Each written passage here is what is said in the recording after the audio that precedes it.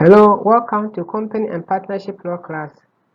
Today you look at section 5 of unit 4, which is on class rights. Session objectives. By the end of this session, you should be able to define variation of class rights, explain the procedure to follow to vary class rights, distinguish between variation of class rights in accordance with the Constitution and those with the sanctions of the courts. Basically, when you talk about class rights, we mean any change or attempted change or purported change in the incident of shareholding. So, if you are making any change which has the effect of affecting the shareholding rights of the members, then you are saying that there's a variation of class rights. A typical example would be the voting rights, where you make changes to the voting rights, or you insert or you amend provisions in the constitution of the company, then variation of class rights is being made, and this is discussed under section 50 subsection 4. So any attempts with regard of changing the shareholding rights of the members will constitute variation of class rights. There are two types of variation of class rights. We have class right that is permitted by the Constitution, and class right that should be done with the sanction of the court. Sanction of the court here simply means that with the permission of the court. With the permission of the court.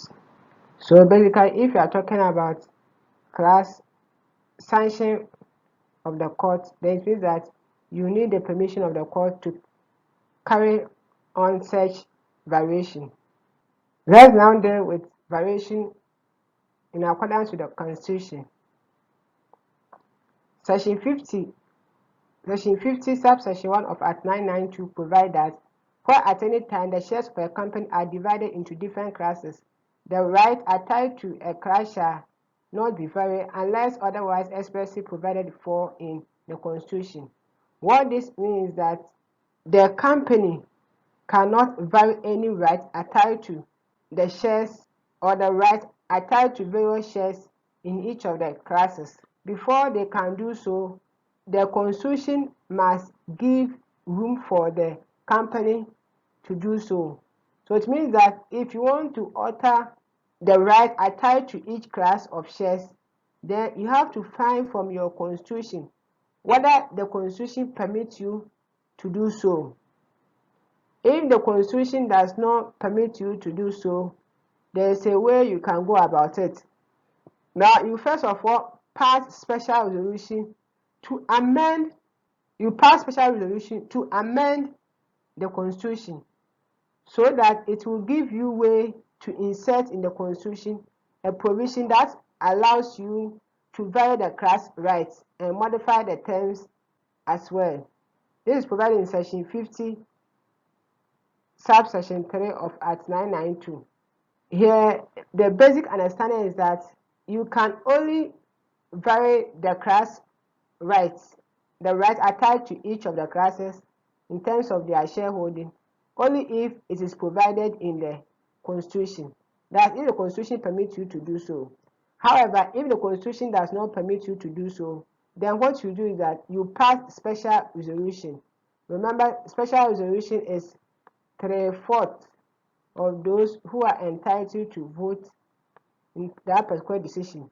So the company may, by special resolution, pass a special resolution that they want to amend the Constitution so that they will add a provision that allows them to vary class rights.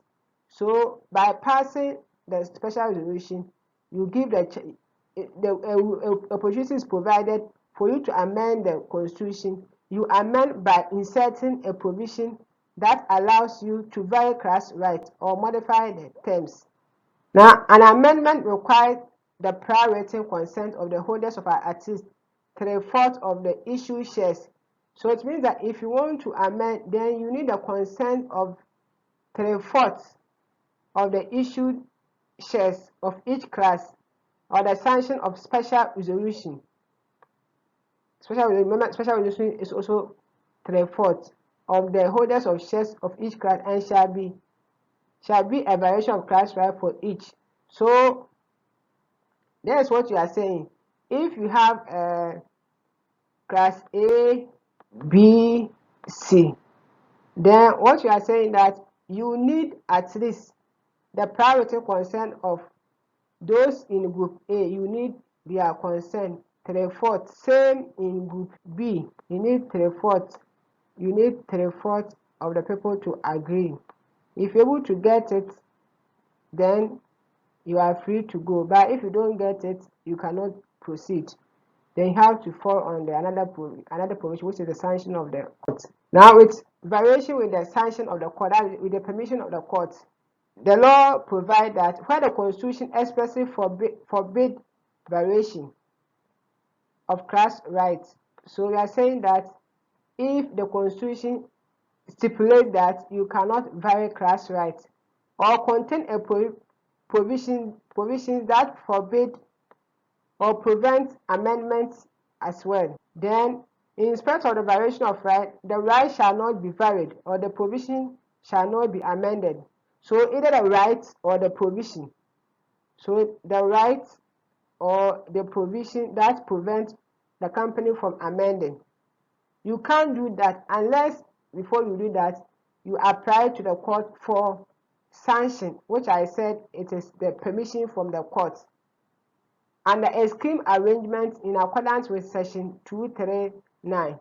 So it means that if the Constitution prohibits you from amending or making a variation of class rights, or if there's a provision that prevents the government from amending the Constitution or amending the rights of the shareholders, then the only thing that you can do to amend the variation of class rights is by going to court and make application asking the court to give you permission to vary the class rights, and there should be a scheme of arrangement to that effect. By way of summary, we have learned that variation in class rights may take place in two ways: with the sanction of the court and with the Constitution. Thank you. Goodbye.